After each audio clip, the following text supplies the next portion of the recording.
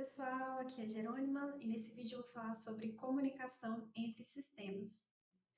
Bom, um software, em algum momento, ele vai precisar se comunicar com o outro, seja para solicitar algum serviço ou para trocar alguma informação, e isso vai acontecer também independente do tipo de arquitetura. Então, seja monolito, seja microserviços, ou até mesmo integrações entre empresas diferentes. Então, aqui eu quero trazer alguns conceitos importantes sobre isso. Um dos principais meios de comunicação entre os sistemas é o HTTP. O HTTP ele é um protocolo de aplicação que vai definir ali padrões para a comunicação entre cliente e servidor. E essa comunicação acontece usando o HTTP, que vai definir ali métodos, status e formatos de resposta. E geralmente ele vai rodar sobre o TCP/IP, que é um protocolo de transporte que garante que os dados vão ser entregues corretamente ali de um ponto ao outro. E é importante a gente entender que o HTTP ele não é uma linguagem nem uma ferramenta específica, são um conjunto de padrões e para usá-los a gente vai construir ali a nossa API e definir quais endpoints, métodos, status vão estar disponíveis ali dentro da nossa API. E esse tipo de comunicação é síncrona, ou seja, o cliente ele vai enviar ali uma requisição e o servidor ele precisa responder. Mesmo que o servidor faça ali internamente algum processamento assíncrono, no momento ali que ele recebeu a requisição, ele vai precisar fornecer algum tipo de resposta. E aí, já quando a gente fala do envio de mensagens ou eventos, o modelo já vai mudar um pouco. E nesse caso, eu não preciso expor uma API HTTP tradicional. Eu vou utilizar um intermediário, como um broker de mensagens ou de eventos, que vai ficar responsável por receber, armazenar e entregar essas mensagens ou esses eventos para quem estiver interessado. E aí, quando a gente fala de mensagens, geralmente a gente está falando de algo ali com intenção clara, algo no sentido de faça tal coisa para mim. Por exemplo, um serviço ele pode enviar uma mensagem ali que tenha como destinatário um sistema de notificações para que seja enviada uma notificação, por exemplo, por e-mail para algum cliente. E esse sistema responsável por enviar as notificações, ele vai se encarregar disso. Então, geralmente as mensagens elas têm um destinatário claro, né, bem definido. Essa mensagem ela vai para uma fila e algum consumidor vai receber, vai processar, vai executar ali alguma ação. E geralmente essa mensagem ela vai ser deletada do broker depois que ela foi consumida. Então, esse modelo é muito usado quando a gente quer delegar algum trabalho para um outro sistema de forma assíncrona, sem precisar ali esperar por uma resposta de imediato. E em relação à entrega e ao consumo, o mais comum é que a mensagem ela seja consumida por apenas um consumidor. Ainda que eu tenha ali vários consumidores escutando a mesma fila, apenas um deles vai receber e vai processar aquela mensagem.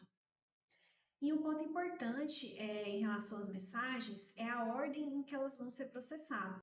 Em muitos cenários, as mensagens elas precisam ser processadas exatamente na mesma ordem em que elas foram enviadas, que é, por exemplo, o padrão FIFO, né, que é a primeira mensagem a entrar vai ser também a primeira a sair. E isso é muito comum em casos, por exemplo, de processamentos financeiros ou qualquer outro sistema, qualquer outro processamento em que a ordem de execução seja muito importante. Mas existem também outros padrões, como, por exemplo, as mensagens com prioridades, né, onde algumas mensagens vão passar na frente de outras. Tem as mensagens com retry, tem a dead letter queue, que são filas específicas para mensagens que falharam ali após algumas tentativas. E alguns exemplos de ferramentas muito utilizadas para essa comunicação por exemplo, o RabbitMQ, AWS SCAS, ActiveMQ, mas existem várias aí no mercado. E os eventos, Eles, por outro lado, eles representam fatos que aconteceram no sistema. Então, eles vão dizer algo como tal coisa aconteceu, sem ter ali um consumidor específico. Então, vários sistemas podem ouvir esse evento e reagir a ele da forma que for melhor ali dentro do seu contexto. Então, por exemplo, no sistema de pagamentos, quando o pagamento é criado, eu posso emitir um evento pagamento criado. E aí, outros serviços, como por exemplo, de histórico de cliente, de estoque, eles podem reagir a esse evento de forma independente. Então, qualquer sistema interessado pode reagir da forma que fizer sentido ali para o seu contexto. E aí, diferente das mensagens, que geralmente são publicadas em filas, os eventos geralmente eles são publicados em tópicos, o que garante ali que o mesmo evento possa ser consumido por vários consumidores ao mesmo tempo, sem que exista nenhum tipo de competição ali entre eles. E aí, em relação à ordem também, né, muitas vezes ela não existe nem é necessária. Às vezes o mais importante ali é que o evento seja entregue, independente da ordem, mas isso também pode levar à questão da consistência eventual, que eu tinha até citado no outro vídeo que eu falei lá sobre monolito versus microserviço, onde cada serviço ali vai lidar com seus dados e nem sempre eles vão estar atualizados ao mesmo tempo em todos os serviços. E como vários sistemas podem reagir ao mesmo evento, esse modelo ele é muito utilizado em arquiteturas orientadas a domínio e sistemas distribuídos, justamente por reduzir o acoplamento entre eles. E algumas ferramentas aí muito utilizadas são o Kafka, coloquei aqui também o Azure Event Hubs, tem também Google PubSub, tem várias outras aí no mercado. E elas são focadas ali no alto volume de eventos e em ter múltiplos consumidores. Mas na prática, às vezes, os conceitos ali de mensagens e eventos acabam se misturando um pouco, porque as ferramentas elas são bastante flexíveis. Então, tem algumas ferramentas que elas trabalham tanto com mensagens como eventos. E aí, assim, o que realmente importa não é se eu usei uma fila ou um tópico, mas é a intenção da minha comunicação.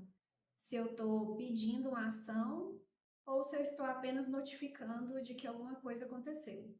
E então esses modelos assíncronos, né, a mensageria e os eventos, eles ajudam a reduzir o acoplamento entre os sistemas, mas eles também trazem outros desafios, como observabilidade, né, consistência de dados, coisas que a gente vai precisar lidar aí quando trabalha com processamento assíncrono.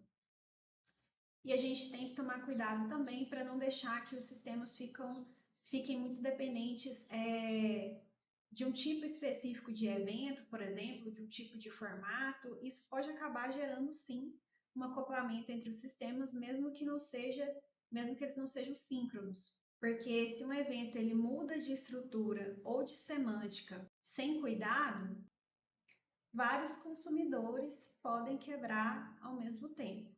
Então, são coisas que a gente tem que pensar também. E aí, no fim das contas, a comunicação entre os sistemas, independente de ser síncrona ou assíncrona, ela vai ser muito mais sobre contratos, sobre responsabilidade, sobre qual é a minha intenção ali quando eu estabeleço algum tipo de comunicação. E, idealmente, é importante que a gente pense nisso desde o início, né? Qual arquitetura a gente vai utilizar, como os sistemas eles vão se comunicar, como a gente vai desenvolver essa comunicação. A gente tem até alguns tipos específicos de arquitetura, como a arquitetura orientada a eventos, onde todo o design, toda a modelagem ali do meu sistema, do meu código, já vai ser voltada para eventos. Então, eu tenho esse benefício quando eu penso nisso desde o início, porque eu possibilito que a minha arquitetura ali cresça de forma mais saudável e previsível.